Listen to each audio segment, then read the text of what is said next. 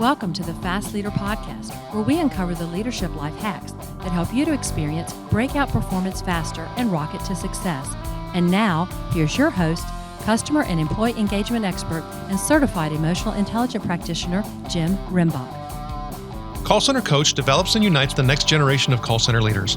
Through our e-learning and community, individuals gain knowledge and skills in the 6 core competencies that is the blueprint that develops high-performing call center leaders. Successful supervisors do not just happen. So go to callcentercoach.com to learn more about enrollment and download your copy of the Supervisor Success Path ebook now. Okay, Fast Leader Legion, today we're going to have a great discussion because we're going to be talking about something that really affects us both professionally and personally, and quite frankly, it doesn't get a whole lot of coverage. We don't have a whole lot of new insights about it, and yet we base a lot of the things that we're doing every single day on what is strategic planning. Now, strategic planning for organizations has gone through very little transformation in the past several decades.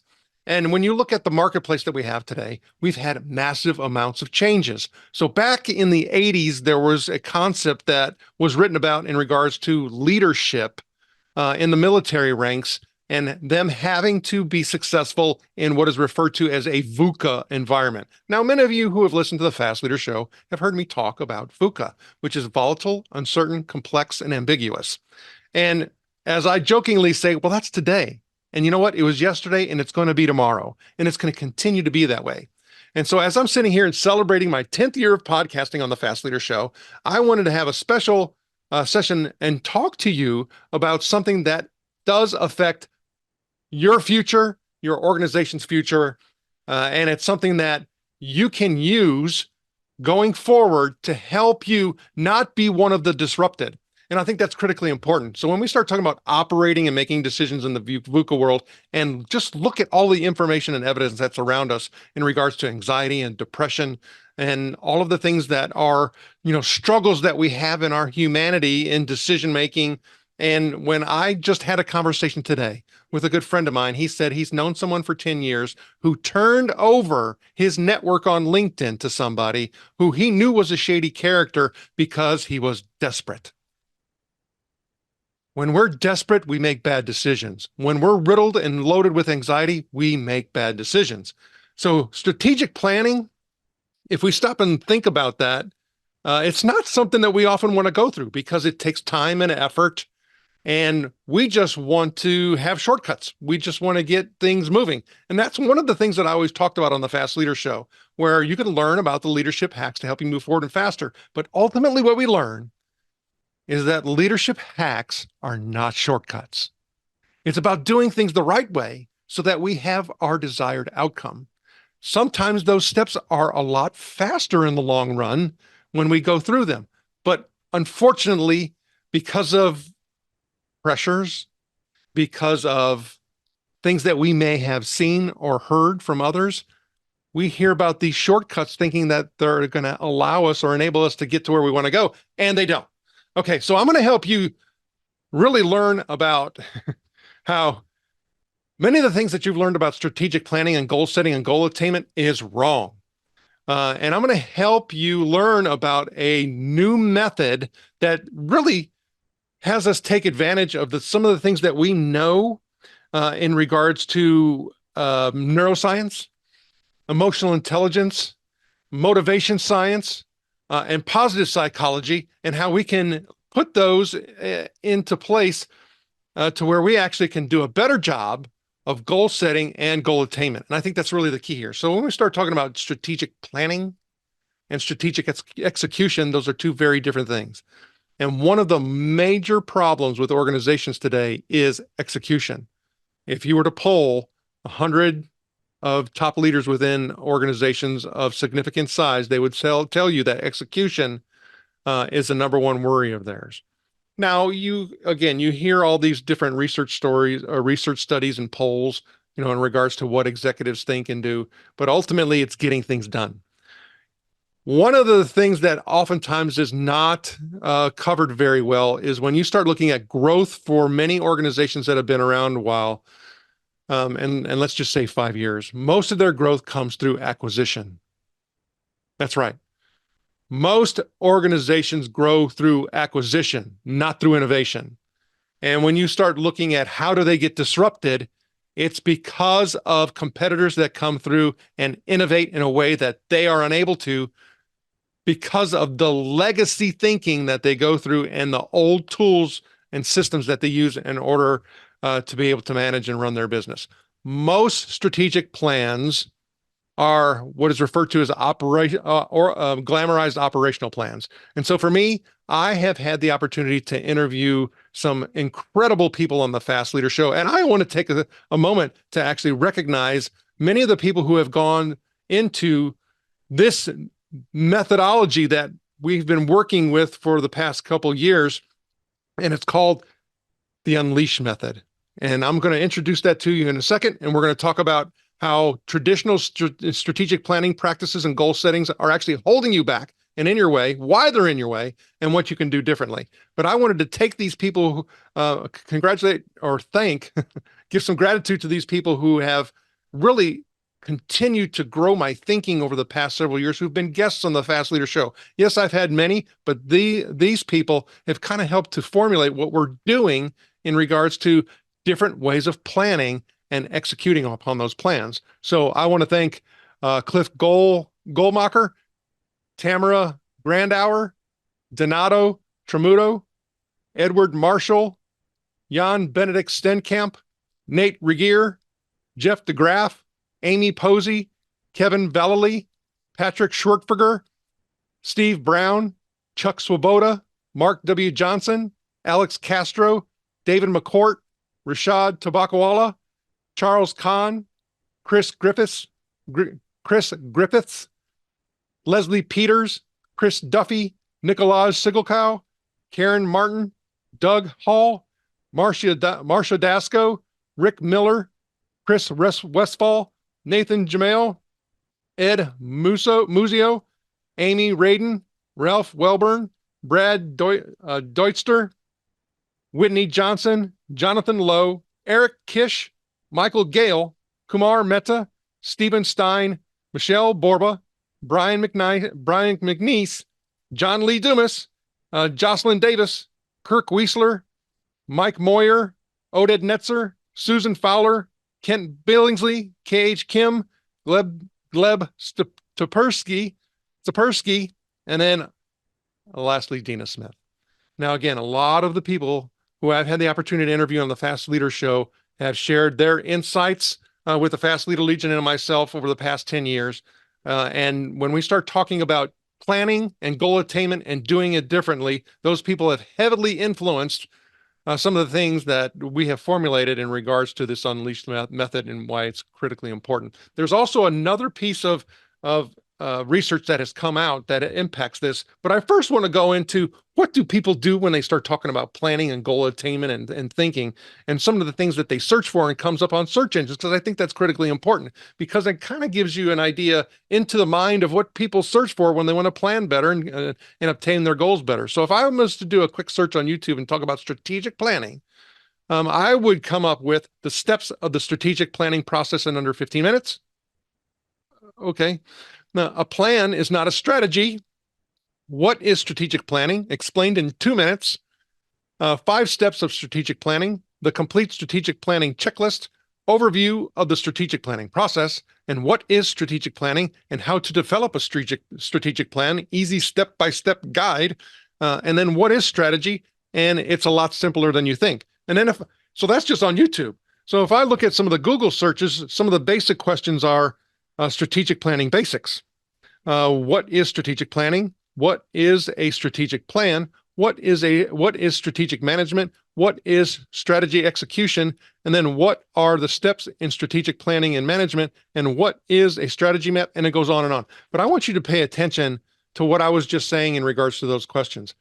Those questions were designed for search engine ranking. So if you start looking in regards to, having troubles and wanting to do a better job and build skills in strategic planning, you're going to come up with this stuff. And every single one of those things are based in old, outdated methods and crap that just doesn't work in today's world.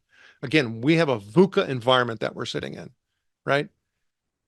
And so if we're not aware of how we prevent ourselves from being successful in the processes that we use in order to be able to do that, we're not going to be successful, and then we're not going to know why. So like, for example, the SWOT methodology has been used for decades. It no longer works in today's world. One of the things that we have to be extremely careful of, and if you look at the statistics, when you start talking about boards, what do they talk about and where do they spend their time and effort? 80% of their time is on threat and threats. Well, let me tell you what, if I'm spending the bulk of my time on threats to my organization, I mean, how am I moving forward? Because I'm going to be locked in protection mode. And that's one of the biases that exists for us as human beings. It's to protect and preserve and to not miss out, and all of the things in regards to how we're wired deeply within our human brain. It's about protection. Are you going to be able to innovate when you have anxiety about loss, when you have anxiety about protecting? No. So if I start thinking about the strategic planning process, where do I put my time and effort? What does the research science say in today's modern world when I have a VUCA environment, how I can go about and make the decision process more effective and so that I can actually execute and attain these goals, right? And that's where the unleash method comes into play. And we're going to talk about that in a second, but I wanted to go over those things because the methods and methodologies, and when you start looking at how your best answers are obtained about this, it's not on a Google search. It's not on a, so even when I start referring to this list of people who I've had the opportunity to interview over the past, 10 years, they've helped to formulate this thinking, and they're some of the greatest minds in creative thinking and innovation. And even looking at the books that I can easily pull off here, I mean, Doug Hall, Driving Eureka, and looking at these innovative methods. But you know what? This was even available to us way before that. So when I start looking at some of the famous quotes that we've carried throughout time, one of them comes from Abraham Lincoln, and it is, "Give me 6 hours to chop down a tree, and I will spend the first 4 sharpening the axe." Huh. What does that say about planning? What does that say about preparation? What does that say about executing? Also, we have another thing that's a critically important, again, when we start talking about the strategic planning methods that have been used for the past several decades, no longer work today, is from Albert Einstein. It says, we cannot solve our problems with the same thinking that we used to create them. So if I'm sitting here and we're having some struggles, and I start using the same process in order to be able to fix those, do you honestly think I'm going to be able to do that? Well, Albert knows that no, that's not that is not effective thinking, right? So there was we've seen, many different quotes and things attributed to Albert Einstein, but I did a little bit of deeper research here, and there was attribution that was given to him from a quote that oftentimes we, again, shortcut. And this article came from the journal Invention Intelligence. And this Journal of Invention Intelligence, Albert Einstein was quoted as saying, "If I were given an hour in which to do a problem upon which my life depended, I would spend 40 minutes studying it, 15 minutes reviewing it, and 5 minutes solving it." Again, when we start thinking about moving forward and innovation intelligence, what should I be doing with my time and effort? What should I be doing with my daily activities? And that's where the unleash method comes into play. So when we start looking at unleash, of course, it's an acronym like many things that we have available to us today, in order to make some shortcuts and to help prepare with our thinking, because information overload is preventing you from being successful.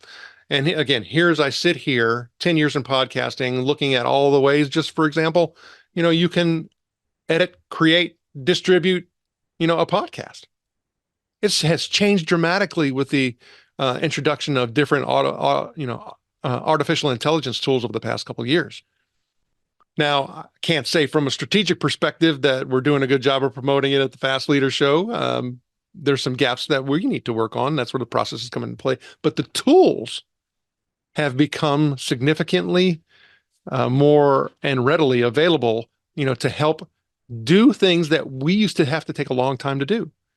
And that's going to continue to evolve. And when we start looking at AI and when it comes to planning, there's some traps with that. Again, we've talked about what have we been doing for the past several years, several decades in regards to planning and goal attainment. And they're old and outdated processes and practices. When I started looking at AI and what it is tapping into in order to be able to provide answers to our queries, it's the old stuff. So you have to be really careful about, hey, can artificial intelligence and AI enable me to do things better? It may be enable you to do, certain increments or certain aspects of work better because it's just opening up information to you that you didn't have available to you before. But will it help you be creative and innovative? That's where problems come into play when you start thinking of where we are and where the capabilities are, within tools like that. And so where does the answers and to all of this reside? It's within people, right? Okay, so unveil or unleash. When we start talking about the unleash method, again, we want to leverage positive psychology, emotional intelligence, neuroscience, and we want to be able to leverage, the things that we know in as far as motivational science, because again, we can make changes all we want. But if we don't understand how to transform an organization and change management activities and human behavior and how that works, we're not going to be able to execute. Again, there's over 30 plus different biases associated with our decision-making processes when it comes to planning and strategic execution. And if you're not aware of those, if you don't guard against those, if you don't have a scenario where somebody is helping and assisting you to not fall into those traps, you're going to fall into them. It's just going to happen. We have those tendencies. And so we need somebody to help us with the guardrails and the bumpers. Okay, so unleash. First thing that we want to be able to do, and again, well, let me preface this. Every single strategic planning process has you start where you are today and attempt to take steps forward to some particular goal. And there was a piece of study, or there was a piece of research that was done where that studied how can people be more successful with their planning and execution. And that particular study found when it came to complex decision-making and complex goal attainment, which again, we talked about VUCA. It's where we are today. I mean, volatile, uncertain, complex, and ambiguous. We have complex problems and decisions and goals, processes, and all of that need to be leveraged, obtained, aware of in order for us to be successful. Is they found that those folks, those people that actually worked backwards were more successful at attaining their goals. And so this is what this unleash method does. It allows you to understand how to engineer backwards. We refer to it as retrospective engineering. So what is retrospective engineering? Retrospective engineering is the ability to work backwards in a very methodical and planned approach so that we can know what we need to be doing every single day all along the way to the goal that we're attempting to obtain. But here's the thing about Unleash, and this is how it leverages neuroscience, is we want to go ahead and start with unveiling our future state. So Simon Sinek made very famous, the things are associated with why. Okay, well, that's great. Why is okay, but if you don't know where the heck you're going, why doesn't make much difference? Because then you just spinning all around. I need to know where I'm going. So when you start talking about unveiling your future state, what is it? And also, I want to think about not 3 to 5 years, down the road, because that's a glorified operational plan. I want to think beyond that. So I want to be X. We want to be X. And make it a very, and so people talk about, lofty goals. They talk about big, hairy, goals, hags. I mean, there's all kinds of things, but what is it? So we want to be the market leader in X, right? Well, you're not there right now, right? Somebody else has got it. And so, but you need to even take it a step further and say, it's not that I want to be, we already did it. We already did it. We're there. We are the market leader. Now let's look backwards and figure out how we did it. It's a very different approach. And so when you look at some people who are massively successful, some people will leak the secret to you. And they may say some things like, well, I knew this was going to happen. Like, what? Oh, yeah, I already saw myself in this position. I already saw us achieving this. When we tell our brains, and again, if you look at the research and the science, when we tell our brains these things, it will help us find ways to get it. So if I'm sitting there and saying, want, I would like, it's not convicted enough and committed enough. We have to tell our brain, I did it. We're there. It happened. We made it happen. We accomplished this particular goal. We are the market leader. Now, let's turn around and let's look at how we did it. Okay, so unleash. Take it to the next level. I had the opportunity to have a conversation with somebody who was going through law school, and she was at the tail end of her career. And through our discussion, she finally revealed to me, she goes, you know what? One of my big and lofty goals is that I actually want to sit on the board of a company because of my background and experience, and I want to help them in the way that I can because of that experience, because it's unique, and I know I can make a difference. And I said, take it a step further. She goes, what do you mean? I said, you need to start picking companies. And you pick a company that you want to be on the board, and you say, I am on that board. Now turn around and look back and figure out how you did it. She goes, I never really thought about that. And she's doing it now and thinking about what companies does she want to sit on the board on? Because again, if she's already there and she looks back, she can now every single day, all along the way, figure out what she needs to do and stay on path to be able to obtain it. And we all can do that. We have so many things and obstacles that get in our way. And I'm guilty of that because I'm human, right? We all are. We need somebody to help us with the bumpers, stay within the guardrails. All right. So I'm already there, unveiled the future state. So then we come back and we say, all right, we need to navigate some of the milestones and understand the milestones that are needed in order, and the milestones that occurred for us to actually make that happen, right? All right. So we want to identify and discover them. And then through each achieved milestone to obtain that future state, identify and understand the sequence of accomplishments leading to that ultimate goal, and then break down the journey into significant steps. So now I'm starting to build that pathway, right? We did it. Let's look back. Let's look and see how we did it, because here's the course to success. Zigs left, zigs right, has a couple steps back, has a fall down, and has a pickup. But the point is, if I know that I already did it, I can again put on those bumpers to say, okay, we don't want to be spending a whole lot of time doing something that is taking us off path, right? If not, I mean, if that is the case, we need to take a step back and look and look at unveiling the future state, because strategic planning is never done. It's iterative, meaning that I always need to go back and revisit it. Some people personally will talk about vision boards, right? So I have this vision board and I need to go back and update and recheck my vision board. Again, the power of your mind is critically important. And again, this research study showed it.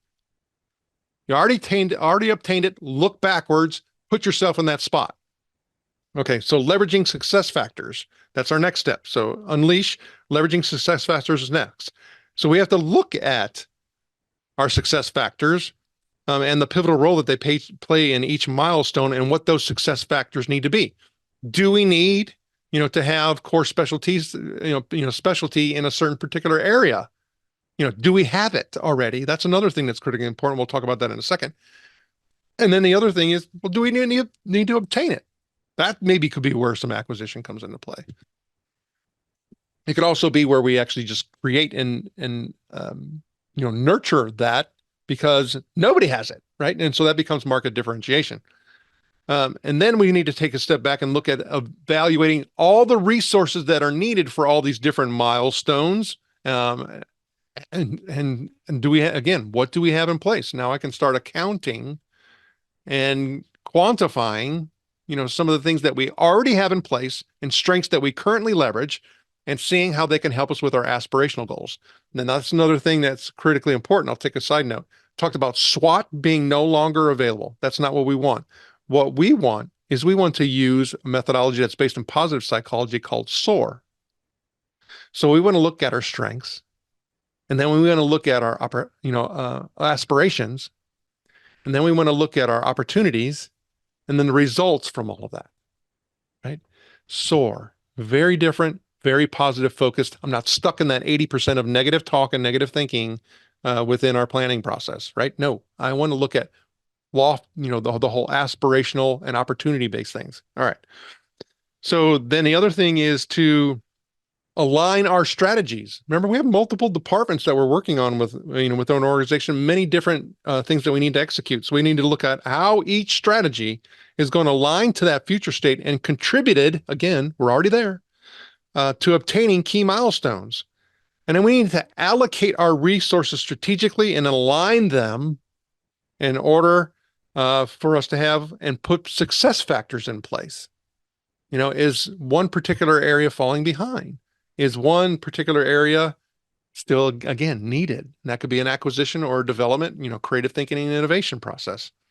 And then the other thing is, and finally, and I want to pay this attention, then we start scrutinizing our risks. Human nature is we look at risks first, right? When we talk about SWOT, yeah, we look at strengths, but most people don't spend much time on them. They go immediately to weaknesses and threats.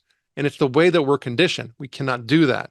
So we don't want to actually start scrutinizing any risks until we've gone through the creative thinking process and opened up these aspirational opportunities for us. Again, positive, focus, forward movement, and then come look back at constraints later. We've been conditioned in our educational system to apply, unfortunately, what is referred to as divergent and convergent thinking at the same time. Oftentimes we simplify it and we talk about thinking out of the box. Well, that is divergent thinking, right? So divergent thinking is being wide open, but it's still not enough. So divergent thinking, we cannot allow convergent thinking, meaning but can we do it? And looking at all the risks and the threats from constraining our ability to look at, again, what are the total, opportunities that exist for us? Okay.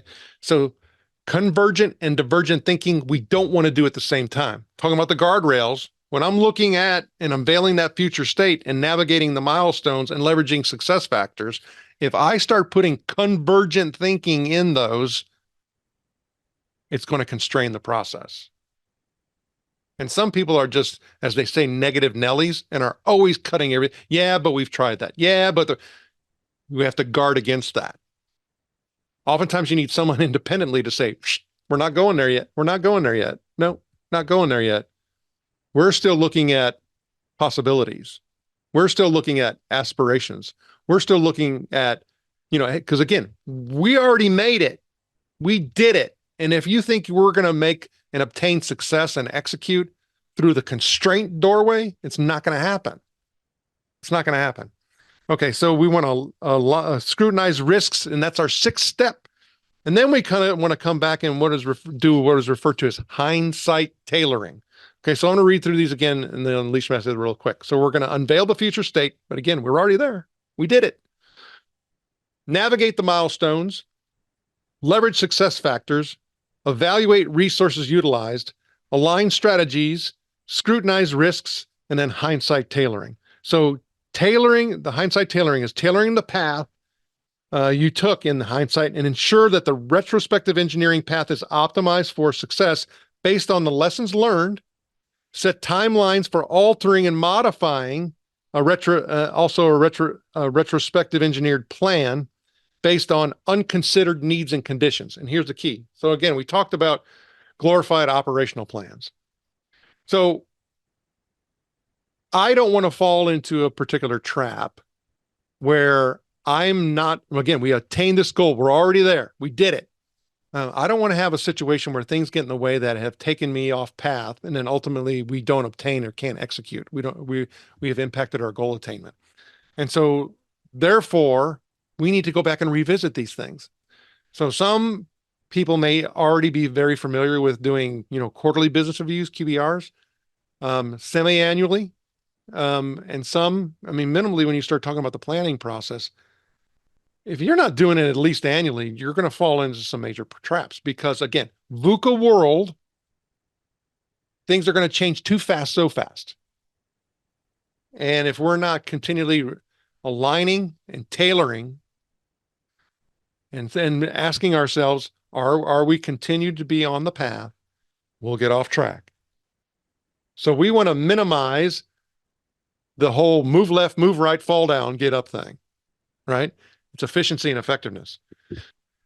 Okay, so when I think about the Unleash method, again, as I was saying, it leverages neuroscience, it leverages motivational science, it leverages what we know in regards to the human condition and all these different biases that cause us to make the decisions that are constraining us, and it's based in positive psychology.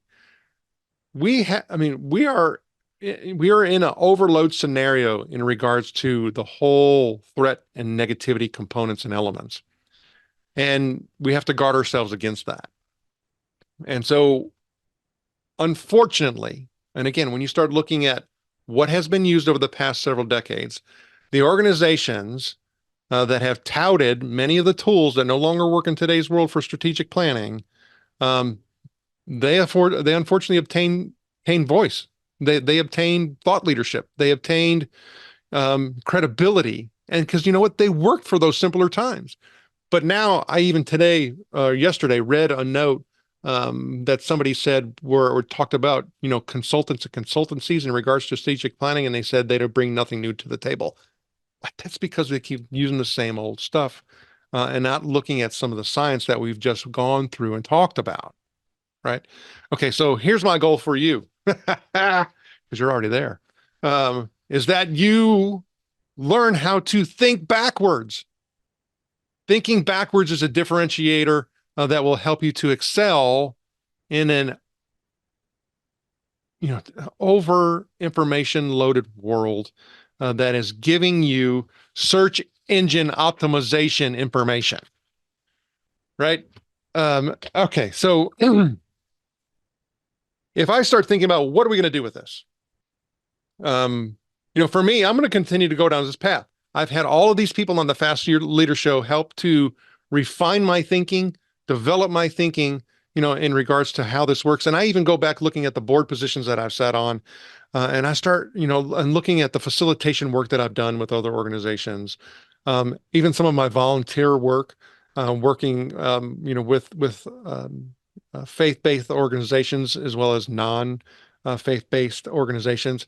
And I start, going through and looking at the constraints that have taken place. And also, I can say, for instance, some of you may know that I'm a high school pitching coach. I even became certified in emotional intelligence, many, many years ago, and then became certified as a mental performance coach because of just the human nature and the way that we go about setting our own expectations, evaluating ourselves, goal attainment, what we're doing every single day along the way, because the old things no longer work. And let me tell you, we can't keep medicating our world, for anxiety purposes and some of these other things, and expecting it to be successful. It's got to stop, right? So what that means is we have to do things different. And I hope the Fast Leader Legion wishes us the very best. Okay, Fast Leader Legion, it's time for the Hump Day Hoedown. Okay, so the Hump Day Hoedown is the part of our show where I'm going to give you a little bit of other information about me. So hopefully that you'll be able to move onward and upward faster. Are you ready to hoedown? Okay, so what is holding you back from being an even better leader today, if I was asking myself? It's really doing the old, outdated crap to fix modern day problems. So what is the best leadership advice you have ever received? One of the best pieces of leadership advice I ever received came from my father, Jim Rimbach. And he said, walk proud and act like you've got money in your pocket, even when you don't. Because when you start talking about changing and doing things a little bit different, you're going to get knocked down. And you need to have pride, like you got money in your pocket, if that's what it takes, in order to keep moving forward. Okay, so what do you feel is one of your best tools that helps you lead in business or life? It's really dynamic backward thinking. In other words, retrospective engineering. So for me, it's going and saying, I did it. Looking back, how did I do it? Because sometimes that actually causes me to stop doing something. It's like, whoa, that's way outside the old skill set. And even though I did it, right, it's going to take a lot for me to accomplish it. And I don't know about you, but I'm 56 years old and there's only so much time left. Okay, so what book would you recommend to the Fast Leader Legion? Now, this is somebody who I really would love to interview, but I have not. But I recommend that you get this book, The Secrets of Happy Families, by Bruce Feiler. Now, it's one of those books when you read it, it's like, oh my gosh, this makes so much sense in regards to how we go about creating a home place for our kids to help them to be fully functional and contributing adults in our society, because we are losing in that battle right now.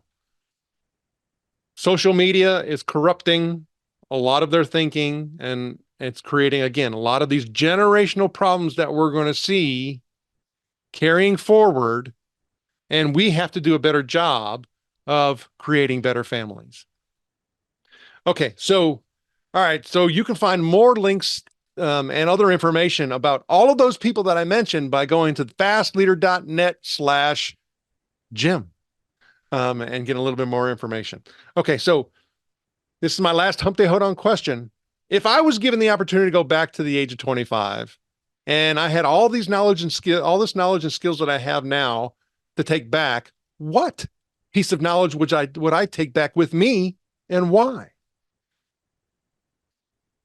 For me, I think it would be to immerse myself in a network and find people who are more dynamic, deep thinkers that are not following what the standard and most common practices are, because standard and common practices are never best practices. They're just common. And I have always struggled by being a different thinker. And it created a lot of, emotional problems for me, thinking that, as they say, the whole imposter syndrome, there's different elements of imposter syndrome, that I was a lesser than because I thought differently. And I, unfortunately, probably would have been, I would have been much better off if I found my tribe a lot sooner, I guess is the way to put it. So I want to thank all of my guests on the Fast Leader Show and the B2B Digital Marketer Podcast. Thank you for sharing your knowledge and wisdom and helping us all get over the hump. Thank you for joining me on the Fast Leader Show today. For recaps, links from every show, special offers, and access to download and subscribe, if you haven't already, head on over to fastleader.net so we can help you move onward and upward faster.